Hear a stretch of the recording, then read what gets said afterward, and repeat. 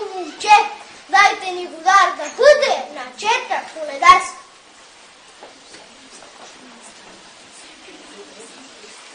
Добре дошли, скъпи гости! Цяла къща от година вас ви чака. Добре дошли! Добре завари!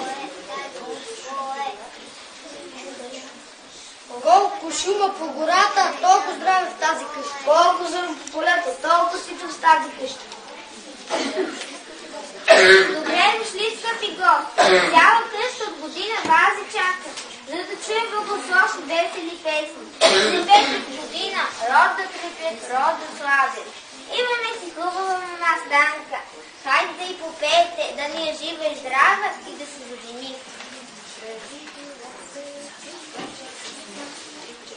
Превила се тънка върбица над новини равни дворове. То не би било тънка върбица над новини равни дворове, а най-би било мома девица над новини равни дворове. И тя се моли на братята си над новини равни дворове. За нея жена тази година над новини равни дворове. Тази година и до година над новини равни дворове.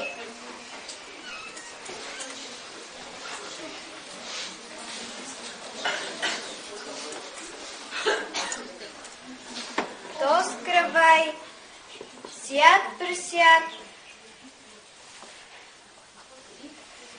вид превид, пеща печен, за вас наречен.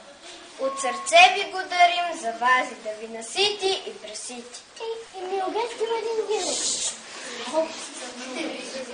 Колко са зърна у него, млети и премлети, сети и пресети, вити и превити. Толкова здраве, чест и спор в тази къща. Речете, дружина, амин!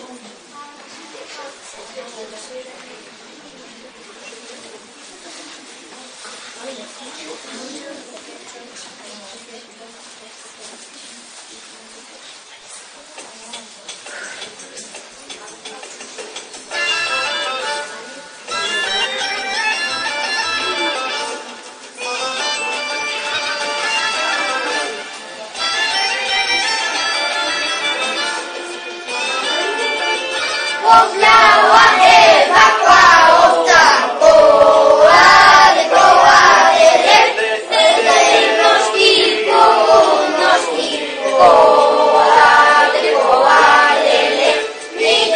никой не я зачу, коладе, не я зачува палчова, коладе.